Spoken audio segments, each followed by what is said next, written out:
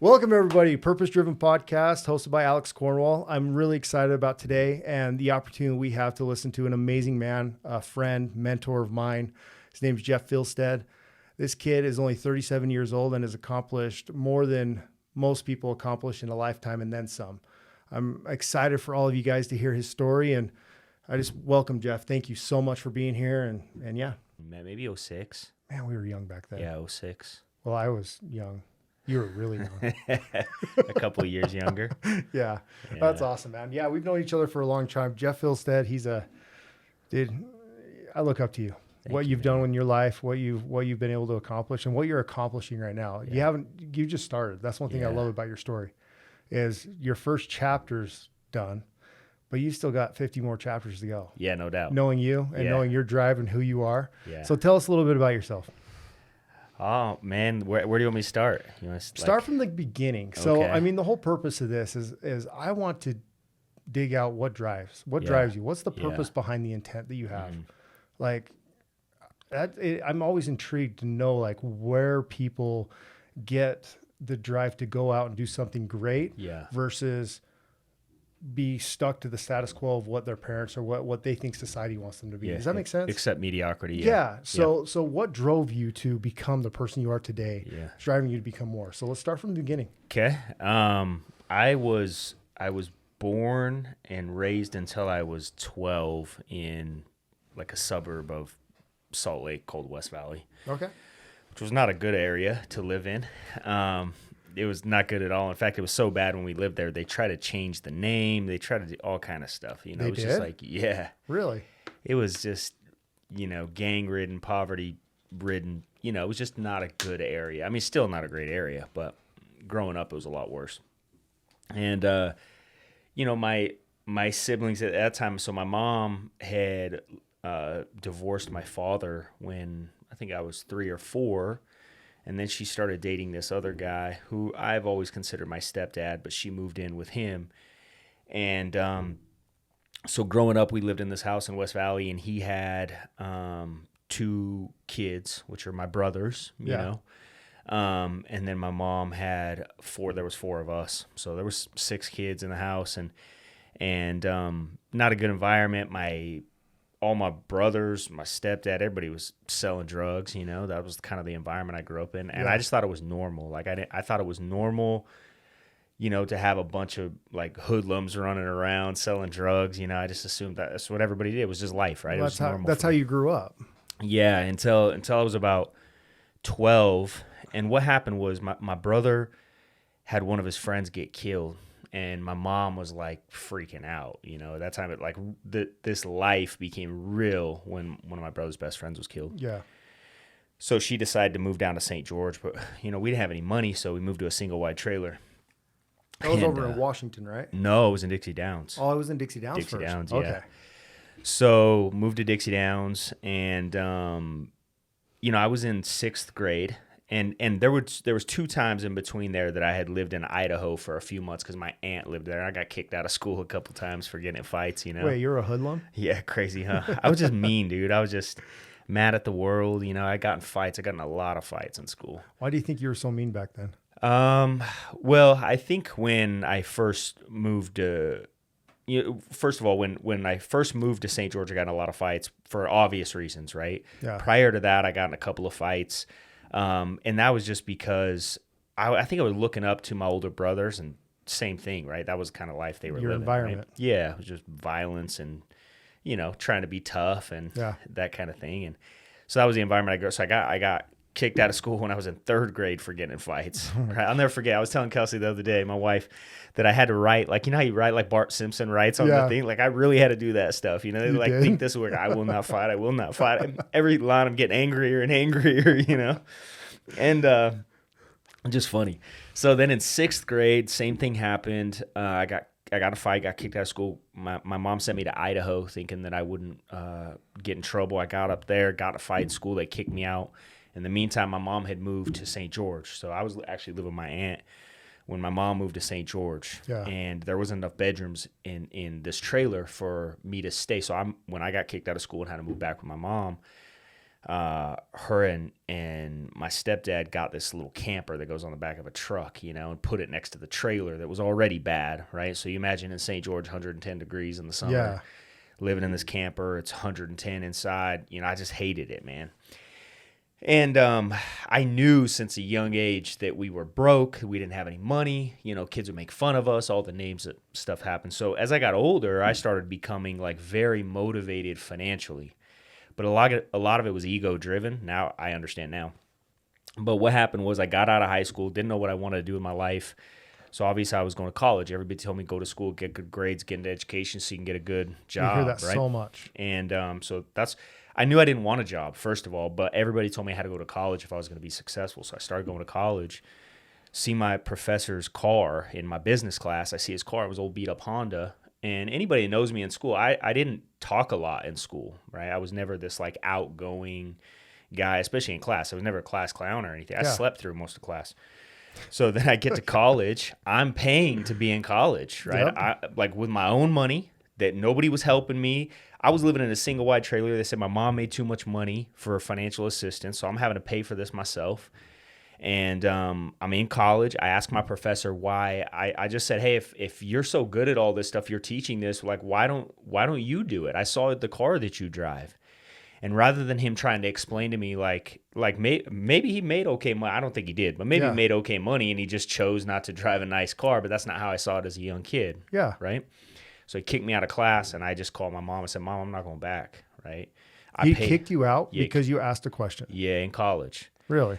So I never went back, dude. It was 2 weeks after I went to college. I called my mom. I said, I'm not going back. I was the first kid in my family to graduate high school, right? So I graduated high school, ended up in college. 2 weeks after college, professor kicks me out of class. I said, I'm not going back. And she goes, why? I go, I just can't listen to a guy who his life doesn't inspire me, Yeah. So I don't know why I understood this at this age, but I always looked up. There was always these guys you would look up to. I was telling my son last night, one of the things when I was in high school, I washed cars one summer, right, at St. George Car Wash. Okay. I think it was in ninth grade. And I was washing cars, and I remember I washed this dude's S550. And he was a young guy, and he had like PlayStation just came out. He had a PlayStation in the back and all these games. And I remember thinking like, dang, like I just started seeing that people live different lives. Like this guy was a young guy. At that time, I was probably, I don't know, 15. And he was probably like 21, 22, driving an S550, and I just thought, how cool, Yeah. So I started like having these little glimpses of a better life, started seeing people live good lives. And I started realizing they just thought different. So then when I got kicked out of college, What do you mean by that? They just thought different. I started realizing when I What talked did you to see? them, Okay. I'm always the kind of guy like ask questions. So what would they say that you caught on? So like I remember I asked this guy like, hey, I would always ask him, what do you do? What do you do? And never once did I ask somebody, what do you do? And they responded with a job that I had to go to college, get this degree and go get a job. And then I could hit that lifestyle that I wanted. Not one of them. And I asked a bunch of people, right? What would they say? Just like, stuff what were like, you guys hearing? What were you hearing? Yeah, like that guy that drove an S550. I still remember to this day. He was a sports agent. Like he managed sports agents. Okay. I asked another guy. I saw he was driving a Bentley. It's a true story. I was dating my wife. We were going to Cafe Rio. On the way into Cafe Rio, I see this guy driving a Bentley. I walk up. I knock on his window. I go, "Excuse me, sir. Can I ask you what you do?" And he goes, "I own a tree farm." A tree I go, farm. like, what kind of trees, right? They're expensive trees. And he goes, yeah. And he goes, I own a palm tree farm. Okay. And I go, how'd you get into that? He goes, well, when I graduated high school, I saved my money, bought a piece of land, planted a bunch of palm trees, and waited a few years, and obviously they grew. The taller they are, the more money they sell for. So he just tells me like started a tree farm. That's so cool. And then he parlayed that into storage units and all this kind of stuff. He's driving a Bentley. I was 19 years old at the time, and I just thought like, dang, if someone drove a Bentley, I want to know like what do they do, So those kind of things started happening. So I leave college. I don't know what I'm going to do in my life. My girlfriend and I just started dating. This was Kelsey, right? So Kelsey and I just started dating, and I go to her house, and I remember to this day, I was sitting there telling her how I'm never going to go get a job, right? I don't want to be an employee. And her mom hears this and says, why? She was at least smart enough to say why. And I go, well, I don't want someone to tell me what to do, when to do it, when to show up, when to leave. I'll work hard, right? I'll work harder than anybody. I just don't want someone telling me what to do, you know? And she goes, well, I'll tell you what, she owned an advertising and marketing company. And she says, I'll give you a job. And you can show up whenever you want. You leave whenever you want. You're on 100% commission. I go, so Monday morning, I can show up whenever I want? She goes, show up whenever you want. I go, I'm in. So my first month, I made $7,500. I was excited, you know, and I started getting pretty good at it, building relationships, learning how to close sales, you know, doing commercials on TV, started realizing I could do packages for branding and stuff like this. And this was before like Google, you know, social media didn't even exist. Yeah. So I was doing like actual print ads and radio ads, TV ads on commercials. And you were just hustling. Like yeah. You were just hustling away. Yeah. And I was making money. I was excited. You're doing good. Yeah, and then I got my income up to where I was making about $12,000 a month, and I was 19. I thought I was like, I was doing good, but I wasn't saving it. I was still broke, right? Yeah. But I was living a fun lifestyle at that point. Wasn't worried about money. I was dating my wife. I was buying her flowers every day. We're going out to eat every night, you know, this kind of stuff. And then I get my pay cut. And that is when, around that time, I had met Brandon Neal. And Brandon Neal started following up with me. They're trying to recruit me into financial services. And I didn't think I could do it, man. I didn't think I am an introvert. And I just thought, man, being in a business like where I had to network and meet new people. And But that's so interesting you say that, because that's exactly what you were doing when you were selling advertising. You were out there meeting people. You had to get out there. It's full commission based. yeah, I think the difference is I've always been pretty artistic. And I've always had this like, I think God gave me a gift to where I can communicate something complicated simplistically, right? So I can take something that sounds complicated and go, hey, here's what they're trying to say. Yeah.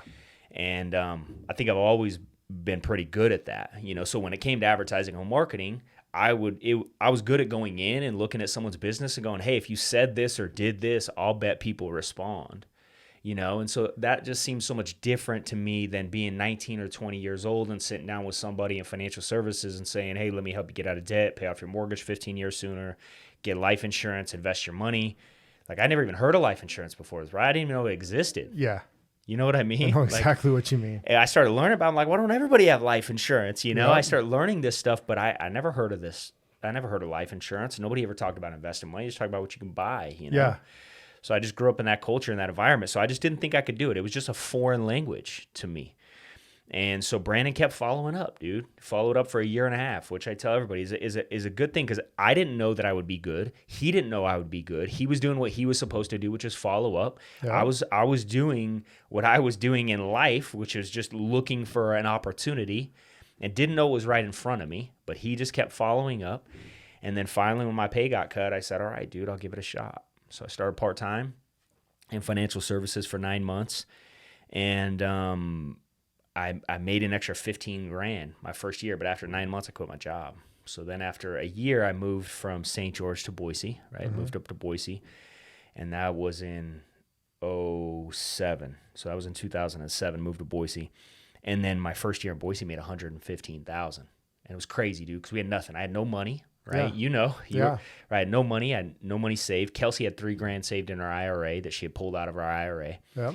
And we signed a lease on an office before we had a place to live. Yep. And then, so we had an office, but we didn't have a place to live. And then we ended up finding a place to live. Kelsey was working at Best Buy. She transferred her job up to Boise.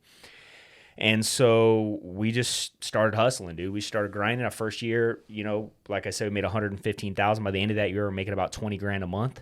And then the next year in 2008, the recession had hit hard, by then. And I doubled my income, made $220,000 that year. And then the next year in 2009, like, people were mailing their keys back to the bank, you know. Yep. We made $465,000. And then in 2010, our company went public. And so we stood on the floor of the New York Stock Exchange, went public. And I was financially independent, man. I didn't have to work for money anymore at that time. And I thought, you know, people have these feelings their whole time, like, you know, when is this stress or this anxiety or this gonna go away? They almost think this feeling is negative, right? And I'll never forget, I know the day that I woke up, I had 7 figures saved. I'm not talking my net worth. I'm talking I had 7 figures in an account, right, that I could look up and I could see it, right? To me, that, like, prior to this, that was what was gonna release that feeling I always had. And let me guess, you still had it. Oh yeah, dude. I woke up, felt exactly the same. I called Brandon. Isn't that interesting that you feel the same? Yeah. So let's go back a little bit really Okay. quick before you answer that. You called Brandon. I mean, I remember you because we knew each other back then. Yeah. I watched you go through this. One Yeah. young punk kid, Yeah. you know, going through all this stuff, the hustle that you had. I mean, it was inspiring even thinking about, like, even looking back at it and just Yeah. listening to you retell the story. Yeah. Because I remember watching you through that. Yeah. Was there any time you wanted to quit? Every day. What kept you going? Um. Because I think that's important for listeners and people to know. Like I'm sitting across someone that's made it financially 10 times over. Yeah. And even to this day, you still have those feelings of anxiety. Even to Yeah. this day, you still have all those same feelings that you had when you were building it. Yeah. And back then you wanted to quit almost every day. But what kept you going? Yeah. So I think that's a two-part answer. One is the feeling that I thought was anxiety or a negative feeling is not. So anybody listening to this, I hope you know that feeling inside of you is a gift from God. I love that. It's a gift. And it's a gift called ambition. And that ambition is what gives us this desire to feel like we should do more, be more, have more. Grind. Right? And Just when grinding, we fight yep. it, we're depressed. Yep. And people try to fight it with all different ways. They'll smoke weed, they'll drink alcohol, they'll watch porn, they'll whatever they do, and they try to fight it. Yep. So for me, I thought it was negative, but I thought the solution wasn't suppress the emotion. I thought the solution was try to achieve something, Okay. right? And that achievement would release that pressure. But now after the achievement, I called Brandon up and I go, Brandon, dude, I feel like this. And he goes, Jeff, the day that goes away is the day you need to call me. And I realized that day that it was just desire and ambition. It wasn't a negative thing. It was actually the thing that kept me going. And just that simple call, Brandon saying, if it goes away, that's the day you call me. You don't need to call me when you got it. You need to call me when you don't. Yeah. Because that's the day you're done. And so we had that conversation. And so I think what that first of all, understanding that feeling has allowed me to go to another level, right? But prior to that, of feeling this and you saying, what caused you to continue going when you had this anxiety, you wanted to quit every day, you look in the mirror, stand in front of a crowd and thinking, who are you, right? Yeah. It was just me realizing, first of all, I never thought I'd live till 25, right? So I just always assumed, like, I got this 25-year period of time to say, like, here's the life you get to build. Like, here's the man you get to become, right? So I've always kind of played this thing like someone's going to be talking at my funeral about what kind of man I was, right? Mm-hmm. And I actually gave a talk about this. It's on YouTube. I'm sure someone can Google my name and find it. But I gave a talk on this about saying the kind of man I am, right? When they bury me and they pat me in the face with a shovel, my tombstone is never going to say how much money I had, but it will say what kind of man I was, right? Yes. It will say, did I show up when I said I was going to? Did I give it everything I had? I was talking to my son about this morning during homeschool. One of the words that came up was perseverance. I'm trying to explain to him what perseverance is, right? Yeah. And this is the definition of it. It is I don't care how you feel. It doesn't matter. Persevering is the key to achievement in anything, right? There's I can't remember like a saying that's called consistent pressure relentlessly applied, eventually everything will move. Say that one more time. With consistent pressure relentlessly applied, eventually everything will move. Dude, that's so true. This is how water Yeah. has made the Grand Canyon, right? So you see these things that happen over time. It's perseverance. But I think you hit an important aspect of that. It's over time. Yes. So many people want it now. Yeah. So many people are thinking, okay, I'm doing it. Where's the results? Right. I mean, how long did that actually take you to get to where you get what I'm saying? Good question. Yeah. I mean, it took me about 5 years. Which is still short, but how consistent were you in those 5 years?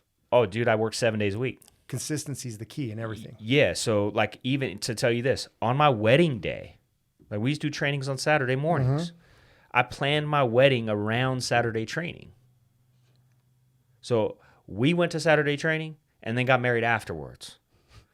You know what I mean? Yep. And we showed up and everybody said, oh, you're crazy. You guys are nuts. I would never do that. And I would just say, that's okay if you would never do that, right? Then you'll never live the life I'm going to live. Yeah. Right? I understood that I didn't have to do this. I wasn't making a sacrifice. It always tells me, oh, if someone is sacrificing. I wasn't sacrificing nothing. Right? A sacrifice is like trading one, trading one good thing for a better thing or something like that, right? That's not what I was doing. I was making a trade-off. Yeah. I was trading off the convenience and the ease and the comfort in my current life for a better life later, right? And so I understood that if I was willing to do things that were uncomfortable now that it wasn't going to get easier, but I would get stronger. I would get better at dealing with those challenges. And because I got stronger, it seemed lighter. And because it seemed lighter, I could deal with more weight, more situations, more challenges. And if I could do that, then I could make more money. I could have a better life. I could have more freedom. I could get the things that I really wanted out of life, right?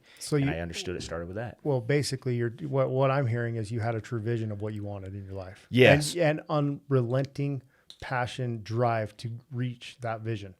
Yeah, and I didn't understand it early on, but one of my mentors, one of the greatest men in the world, Bill Whittle, he told me early on in my career, he said, Jeff, I talked to him about goals a lot, right? Because I think goals are what drive everybody, and so one day he says, Jeff, I need you to find a goal that will drive every other area of your life. So I'm like, dang. He goes, you should have one main life purpose that drives every other area of your life. So I'm like, dang. That's deep. If you really think about that, I mean, that's taking the goal setting to a whole new level. It's like, yeah. Yeah, because a lot of people, they want to do something, right? Like I do financial services, or I do real estate, or I do whatever, pest control, or whatever you do, right? Yeah. It doesn't matter what you do. It's like, who are you? Like, what do you want to be? Who do you want to be? Yeah, what kind of man do you want to be? Exactly. Right? And that's what I'm always thinking is like, what kind of man do I want to be? Right? Because I choose that, right? Not my circumstances or, whatever. I choose what kind of man I am. I choose how I respond. I choose how I act. I choose the things I do every day, right? And what drives those things you choose to do is, a multitude of things. But for me, learning that early on was like, hey, what is this one thing? And so I chose early on. My wife and I got married. I was 20 years old. So I'm going to have a 100-year anniversary, right? My goal is to have a 100-year anniversary, right? So I got to do a lot of things right to have a 100-year anniversary. And if I do that, I got to live to 120, right? You got to get healthy. Yeah, so I got to live a healthy life. I got to live a clean life, right? I've got to have good thinking. I got to be able to make a lot of money to live that long. Yep. Right? I've got to have a great marriage to stay married that long. Yep. So there's a lot of things that I have to do in my life that allow me to accomplish this thing that drives everything else that I do. Yep. Right? So that's really it. Is like I want to make my children proud. I want to be the one that changes my family. I want to be the one that says, "Man, I know you're a kid that grew up in a trailer, right? I know you're that kid and that's how you grew up, but that's not who you are. That was the circumstances you were in. But when all's said and done and your family looks back on the tree, say, this guy changed it all for us, right? He was different. Something changed. What was it? What was different about him, right? And it was I had that goal still that drives everything I do. Well, do you know what's so awesome about that? It reminds me of a quote with, I think it was Tony Robbins. He said, it's not about achieving the goal. It's about who you have to become to achieve the goal. Exactly. And so if you're actually setting a goal about you of being a better human being, being a better more, how much more advanced of a human being are you going to become? Right. I love that. Yeah. Or just, what I don't understand is like a lot of people want a better life, but they don't think that they have to actually get better. That's where it all comes from. Well, honestly, I can actually relate and contest that because it's always the outside influences. Oh, it's because of this. It's because of this external circumstance. Yeah. And for me, it was all about, that's the reason why I'm not doing better in my life. I would never accept it for me, and that's why I never grew. It wasn't until I understood, wait, why don't I look internal? Yeah, but wouldn't you agree the reason why people look externally is because they don't have something that they're actually going for. They don't have that North Star, that thing that's driving them, that they wake up every day and go, I'm going towards that thing. Exactly. They have no destination. Exactly. And that's why I think goals are so important, is when you have goals, I'm constantly harping on goals, because if you have something you're trying to achieve, it's not that stuff doesn't happen around you. It's just that it's not as important. You don't give it as much energy because you're seeking in on the thing that you're trying to accomplish. It's like, I don't have time right now to focus on that stuff. Like when my business was rocking 08, 09, and we were exploding, dude. Like everybody else, like, what are you guys doing? What's going on? And I go, I just tell all my guys to pawn their televisions. Right? We didn't have like social media to share bad news. Yeah. Like pawn your television. Ignore it. right? It doesn't matter Just to go you. to work. Yeah, what can you do to change what's happening? Nothing? Okay, then go change your own circumstances. Yeah. And I think that's actually, it could relate right now with what's going on in our market and the That's why I recession that's brought it coming up. up. I mean, that is huge to think about. And that's what I've been telling like agents that I work with and people that I coach. Stop letting the market and other things dictate who you are. Right. You're not the market. Right. You're your own human being. Go create your own. Yep. If it's in real estate, great. It's in real estate. If it's in solar, great. It's in solar. Yeah. I don't care what it is, but you got to get that clear consistency with whatever you do. Exactly. And you got to believe that you can do it. That's Yeah. the thing too, Yeah. is you got to have belief in yourself. And that's where becoming more and working on yourself every single day is the key to all of this. Yeah, I think that too. But I think when it comes to becoming more, the most important thing someone can do is the people they surround themselves with. Absolutely. And mentorship. It's like you got to have Proximity. someone in your life every day that's willing to tell you the truth and help you get to the place you actually want to get to, right? And that might be multiple people. Like for me, it's like I've always, had a spiritual mentor, some financially a mentor, and then a business mentor, right? So I've always had kind of this group of people that I would go to, and so I would go to that individual, like when we bought a house down in Vegas, I remember, and it was way out in this subdivision. It was out. Like it was in Henderson, but it was at the time it was the last house in the city, Okay. And Kelsey really wanted it. It was like in Vegas, you got birds chirping in the morning and stuff. It usually doesn't happen, right? Now here, because it was way out and it was beautiful. It was a big lot and brand new subdivision, 52 estates, and it was cool. And we were the first house out there. And I remember I text one of my mentors and she's go, "What are you doing?" And I go, "I'm texting Hector," right? Who was the guy I always took advice from financially. Yeah. And I said, "I'm texting Hector." She goes, "Why are you texting Hector?" I go, "I'm just telling him where I'm at. Hey, Hector, here's where I'm at financially. Like everything, telling him everything. Here's the debts I had, which I didn't have any at the time. Here's how much money I got saved. Here's how much money I got in the market. Here's how much stock I own. Here's how much real estate I own, all this kind of stuff." Yeah. He knew everything. And I just asked him, "Hey, you think I should buy this house?" And he said, "Yeah." And she goes, "What would you do if he said no?" I go, "I wouldn't buy the house." Like What did that's she say? right. She just knows that's how I am, right? Yeah. I got a coach. I respect where he's at. I respect him as a man. I respect his decisions. I know he's not emotionally attached to my situation. Yep. So that's why I ask him, is to get an unemotional advice from a situation, right? That's why you need to have a mentor. You need to have somebody who can guide you and lead you. And then you need to be willing to take their advice and not become an asshole, right? It's like, right? Isn't that what guys do? Yep. You That's start so coaching true. a lot of people and But they just want attention from you. They ask questions, you give them an answer, and then they don't act on it. Yep. All they do is ask and ask and ask and ask. It's like, when are you going to start doing, right? When are you going to start taking the advice? So for me, it was having a mentor, I think it's crucial, but then also taking the advice the mentor gives you. And actually acting upon that advice. Yeah. Yep. I agree 100%. That's actually one of my biggest things biggest pet peeves I have is people ask you for advice and then they just don't do anything with it. It's like, why in the hell are you wasting my time? Yeah, call them assholes. Assholes. Yeah. I like that. Freaking assholes. Yeah. Ask a bunch of questions, don't ever do anything about it. You asshole. You asshole. That's so funny. So 2000, so when was that? 2010. Yep. You're in Boise. Yep. So Build a base shop there. Yep. And Big then- financial service. One of the biggest ones in Boise, right? Yeah, In probably Idaho. biggest in Idaho. Yeah. In Idaho. What made you decide to move to Vegas? Like, this is what I don't get. Like, you were financially independent up there. Yep. Were you not? Yep. You want to know the truth? I do want to Here's know what the happened. We live in this neighborhood.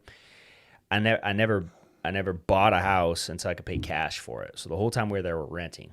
Okay. We were cash millionaires, but I rented this house. Nice neighborhood, and everybody always tells me, "If you're making all this money, why do you own a house?" I'm like, "It's easy to spend my money. Spend your own." Yeah. You know. And one day I'm driving through the neighborhood. I always drive through neighborhoods. It's like this upper middle class neighborhood. Yeah. And on Friday, when the weather gets good, you know what everybody starts doing? Getting the camping equipment out. And they go up in the hills and they disappear Friday, Saturday, and Sunday. And they come back Sunday night. You know what they're trying to do? Escape for free, Yep. right? And I don't have anything against camping. I'll go camping. Yeah. But I have everything against escaping the reality of what you're trying to escape, right? I have something against that. It's like, why are you trying to escape change? Yeah. And so I was driving into my neighborhood one day. I walk in, and we didn't have kids at the time. I told Kelsey, I go, we're moving. She goes, why? I go, I'm sick and tired. I pull in here every day. I see every Friday all these average and ordinary people pack up their stuff, head up to escape land, and come back here on Sunday night, and they're sick and tired. They got to wake up their job Monday. They hate it, right? They hump Wednesdays and, whatever, TGIF, and thank God it's Friday, and just fires me up. I hate this middle class. I'm sorry. I hate it. I despise it. It's disgusting. It's disgusting for me to watch. And so I told her, I'm not going to raise my kids in a place like this. I'm not going to do it. And she goes, well, what should we do? And I go, I've always dreamed of living in a penthouse somewhere, right? You drive through these big cities, and you see the dude like Bruce Wayne lives at the top, And I told her that. I said, so, this was in 2010, right? So the end of 2010, it was like the market was at rock bottom. I mean, people were losing everything. And so she took a trip to Vegas one time to go visit her brother, and she bought a house without me. She bought one. There. Yeah. She bought a penthouse. Yep. And it wasn't finished. It was just a shell. I tried to get my money back. You did? Yep. I got a lawyer and everything. She gave him the money, dude. It was like she signed the contract, gave him the money. It was a done deal. By the time I found out, it was too late. Why did she? She just knew that I'm so like frugal, that probably because it was going to take, a big chunk of change that I probably wouldn't have done it. And she's right. But so we did it, man. We moved down to Las Vegas and started all over. Oh yeah, I'm so glad. You're glad she did it? Yeah, for sure. I mean, you were able to live your dream. Yeah. And she knew your dream. That's what's so important about having a spouse or a partner that understands you. Yeah. And it's willing to be by your side. Well, I think and you and Kelsey do have that. Yeah, I'm blessed, man. Yeah, you are. She's amazing. Awesome. Yeah. And I tell her all the time, you're my ride or die. Like, she doesn't care. It's like she's in, right? It doesn't matter. But I think a lot of that is because I deliver. Like, if I say, hey, we're going to do this, she knows, all right, Jeff will deliver. She doesn't have that like, oh, is he actually going to follow through? Or she knew, like, if she bought a house and we moved to Vegas, I was going to go there and get it rocking in Vegas. Mm-hmm. It didn't matter where I was at. I was going to do what I was supposed to do. She just know because I'm frugal, I'm probably going to go invest that money and buy that house. That's so crazy. She bought it. Yeah, she just wrote a check, man. So we moved down there and exploded, and we had a lot of fun in Vegas. We lived there for 10 years. We lived on the Strip for 4.5. You lived on the Strip? Strip, yeah. Wow. In a penthouse. It was awesome, dude. It was like living at a 5-star hotel. Yeah. Valet my car every day. I'd come down. If it was cold like it is right now, my car would be warmed up, waiting for me running. If it's in the summer, that's awesome. I got the AC running, and it was awesome, dude. Concierge. So, if you got something in your trunk, they'll take it upstairs for you or whatever. You need show reservations or need them to go shopping for you. Yeah. Dude, that's awesome. Laundry, good for you guys. Dry cleaning on site. Dude, it's amazing. Everybody should live that way at some point. Some point. Okay. Then we had kids, and then she said, all right, we got to get out. We got to get off the Strip. And then that's when we went and bought that house. Yeah, big house out of the city. Cool. So, yeah, man, it's been fun. And you were there 10 years. Yeah, we're in Vegas for 10 years. Okay. So, and then since then, you've sold your business. Yep. What made you decide to sell it? I was going to go sail around the world, which I started. Do you still own the boat, by the way? No, I sold it. You sold it? Thank goodness, dude. It was in Fort Myers. Oh. Like literally in It'd be on the bottom. Oh, yeah. Yeah. Yeah. I'm grateful I sold it, and the people that bought it are long gone. They're in the Bahamas, so. Oh, good. It's good. But yeah, I always had this dream of sailing around the world, right? I still do. But we bought this big boat. I bought a 46-foot catamaran, like a world-renowned blue water cruising boat. So my family would be safe, and found the right boat, what we were looking for. We got out there, and my wife started getting sick and just had some medical challenges. We're young, we've always paid attention to our health. And so then we were like, we better go home and focus on our health. And that's when we came back a year ago. We came back, and so we got back. It's expensive. It's like stupid. I think insurance for our boat was $20,000 a year. Was it really? Just the insurance, yeah. So, it's $20,000 a year for insurance, plus I think it's $1,500 or $2,000 a month just to store it. So, no, you're paying $4,000 or $5,000 a month for something you really don't use. Yeah, not just insurance and storing it. Yeah. So, it's like, why have that? We didn't know how long we were going to be here, so sold the boat, and then didn't know what I was going to do next, So it was like, shoot, then all of a sudden I had a bunch of people start calling for opportunities, and It's an amazing one. yeah, and it's What been happens? fun, man. It's been a lot of fun. We have a lot of exciting projects we're working on. So Out of all of your experience so far, I mean, you're young still. What are you? 37. 37 years Yeah. old. Sounds like you've lived a life already. Yeah. What is the one main, I mean, we've got a lot of nuggets out of this, but what's the one main constant thing that you've learned while building this business and selling it and doing all the amazing things you've done? Dream bigger. Expand No on doubt. that. What do you mean? Yeah, I think that I wish I could have dreamed bigger, dude. I wish somebody could have expanded my belief level. You talked about belief earlier, early on. You know, so when I first started in business, I just had a goal. I want to be a millionaire by the time I was 30.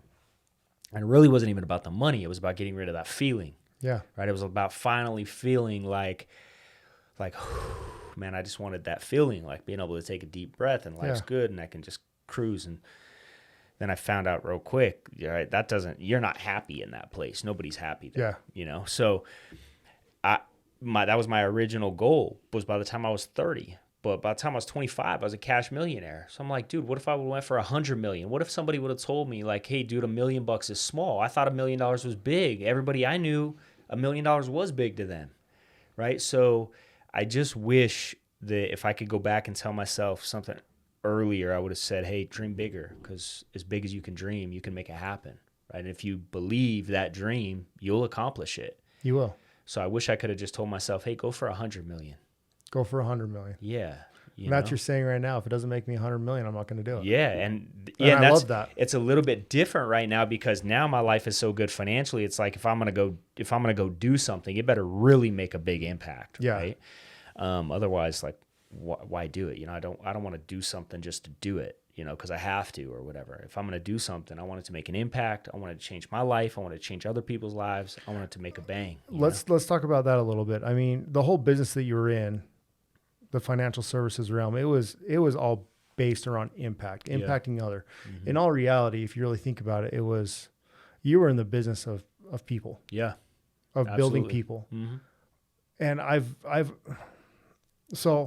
I've shifted my thinking these past few years on that as well. Like, okay, if you want to be rich, you can go work, trade time for money all day long. Yep. And you will become very rich. Right. I know some very people who work really hard, trading for time for money, and they make a lot of money. Right. But a true wealth comes when you start trading value for that same money. Yeah. That's where wealth is. Yep.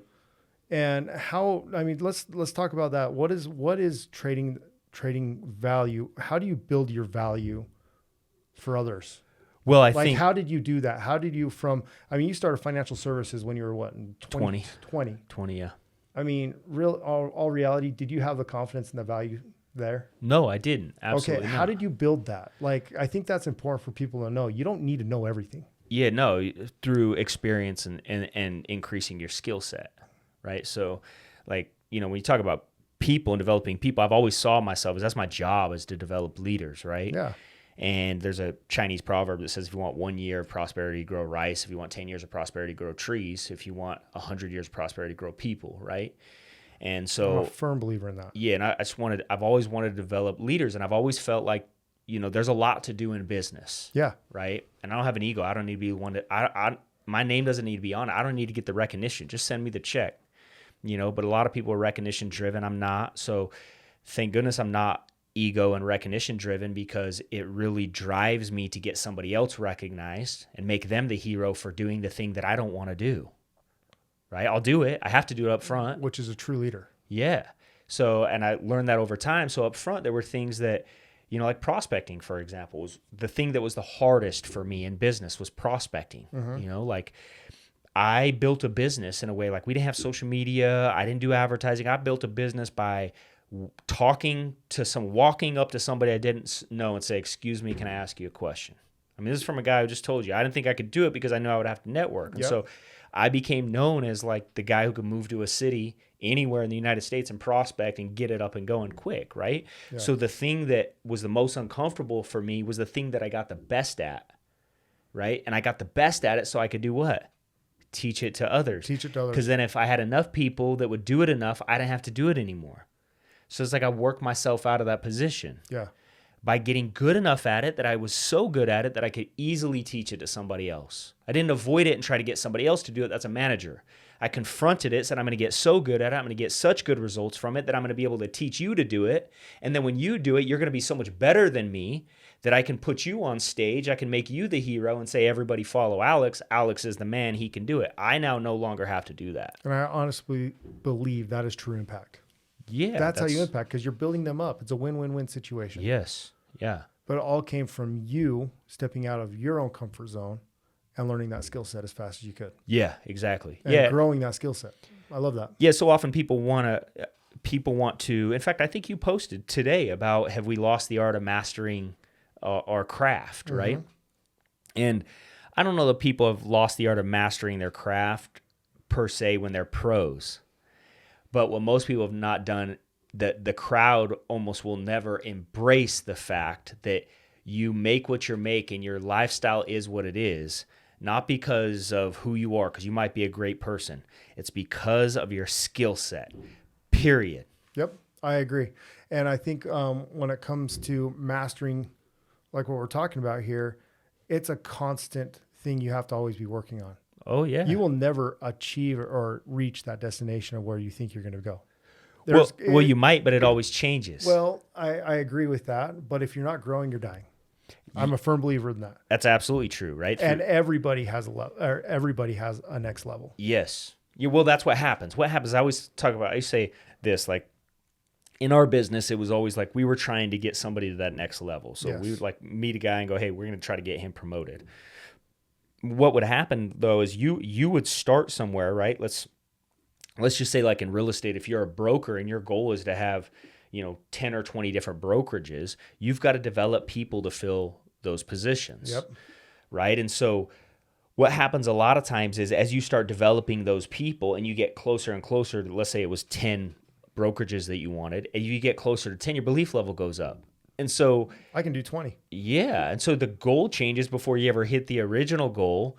And then you have other people that start having better skills than you, that you can recognize them in the process, and they start building a better business, and they start getting some recognition and some glory and some fame. Yep. And so all of a sudden it's like, do you ever actually, I used to have this talk, do you ever actually duplicate you? Because the secret of business is duplicating you, but does it ever actually happen? No, because you're an ever-changing human, right? You're always growing. If you're a leader, you should be always growing. Yeah. You should be always getting better, which means you're moving to the next level, which means the people you're developing should always be moving to the next level, which means nobody ever actually achieves a stop per se. It doesn't mean you don't achieve the destination along the way, because I never thought when I was in business, dude, that I would make $1 million, let alone save $1 million and millions and millions and millions. I never thought it would be this good, dude. I couldn't dream this big. Yeah.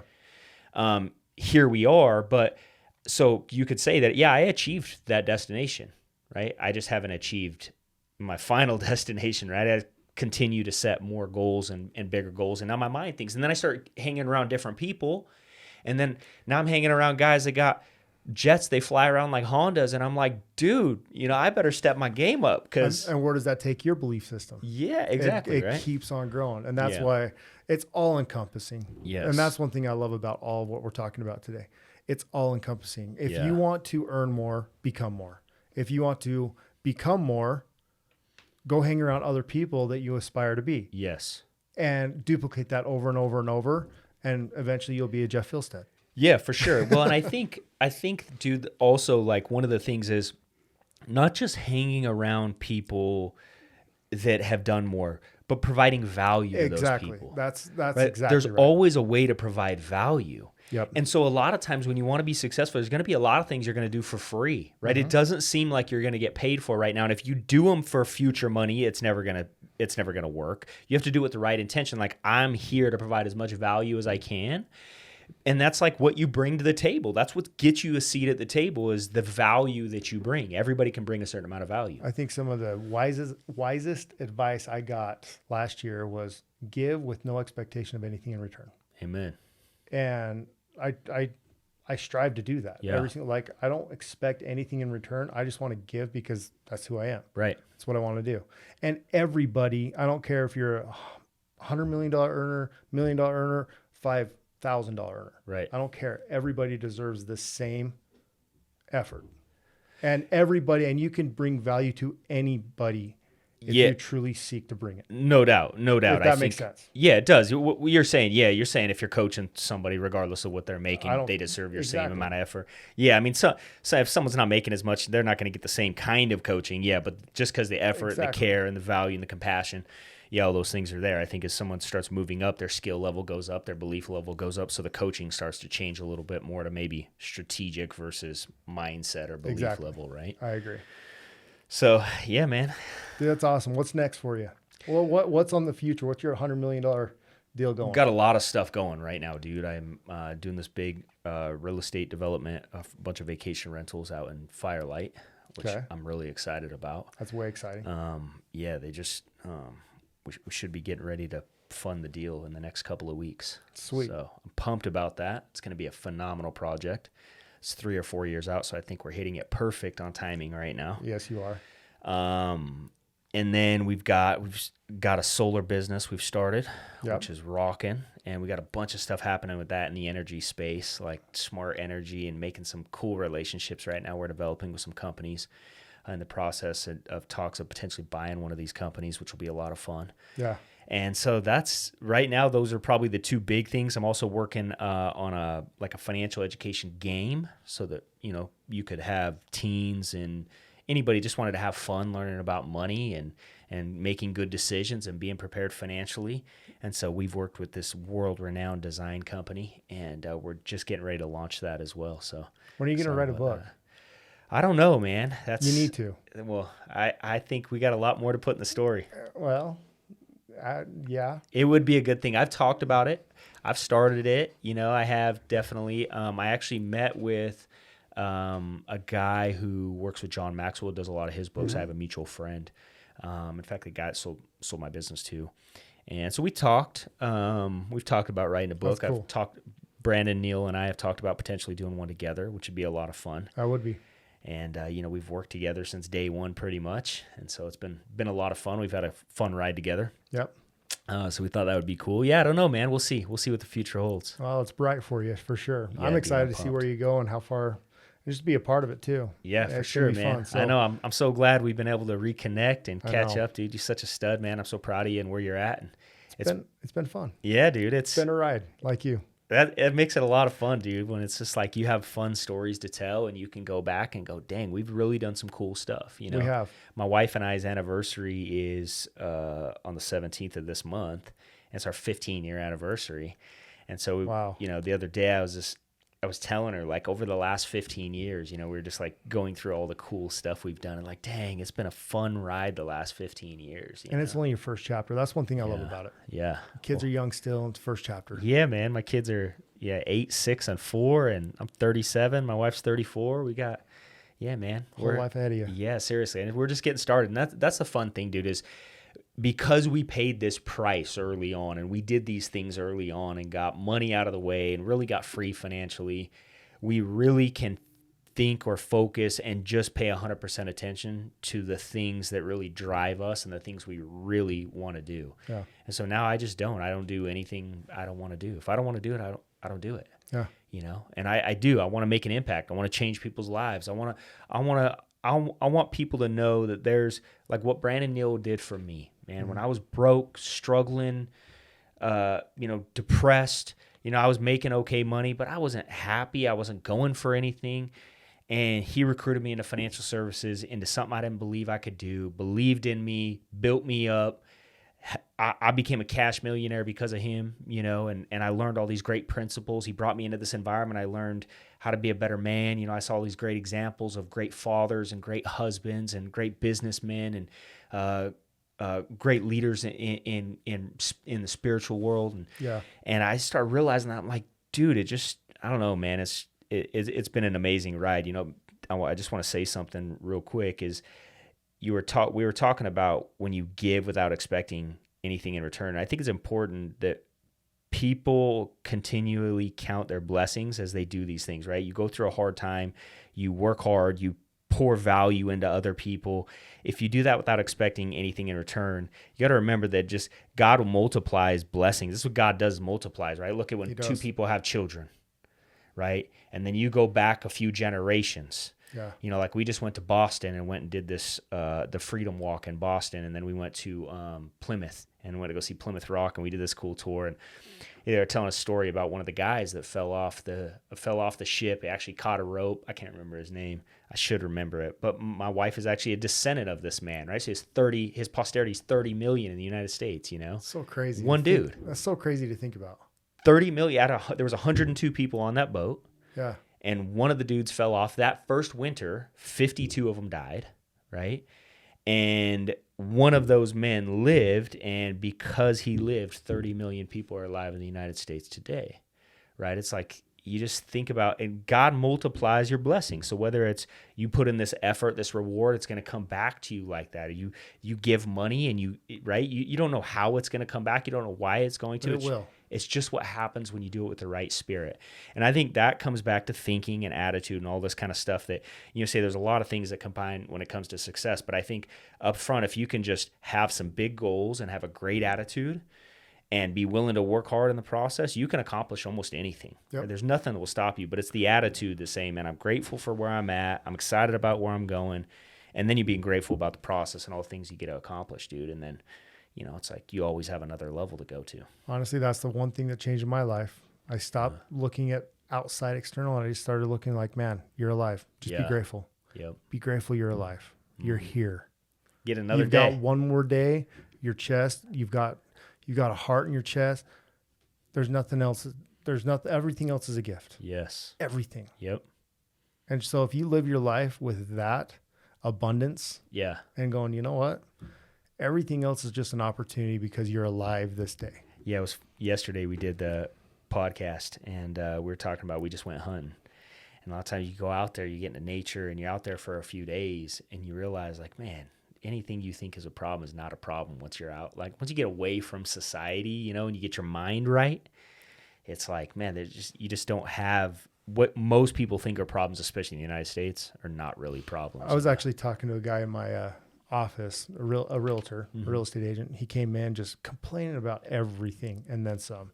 And I'm sick and tired of hearing the shit. I was like, come on, man. I finally just looked at him. I said, dude, did you wake up this morning? Yep. He's like, yeah. I was like, and what did you drive here? Oh, my new truck. Okay. So you woke up this morning, you drove here in a new truck, you're in a suit and tie, dressed nice. Pretty sure you either had an energy drink or a cup of coffee this morning, right? He's like, yeah, I had an energy drink. I was like, and you're complaining about what? Look at all the freaking blessings that you've already built in your life and done. Why are you complaining?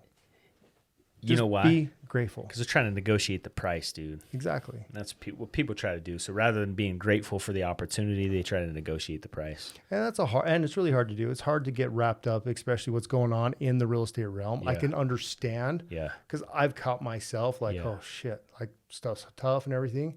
But that's when you just got to step back and look at the whole picture. Dude, I just look at it. It's like if you don't prune a rose bush, it doesn't grow as big and beautiful next year. Exactly. Like, I love that. It's okay, right? There's seasons, right? And it's like one of my favorite speakers, Jim Rohn. And he talks about that, there's seasons in life. He says, what are the next 20 years going to look like? It was about like the last 20 years. I can tell you there was spring, summer, fall, and winter. Mm-hmm. And after winter comes spring, and after spring comes summer, and after summer comes fall. How often? Every year. Every year. And so we know these things happen, and I try to prepare for them. In fact, because of what happened to me early on in my business life and the recession of 07, 08, 09, I saw a lot of guys who had big net worths before and lose everything during that time because they got scared, made bad decisions. Yep. Whatever, just personal decisions, and you saw the result of that, right? And then now a lot of people that are successful in real estate, they didn't go through that. They didn't.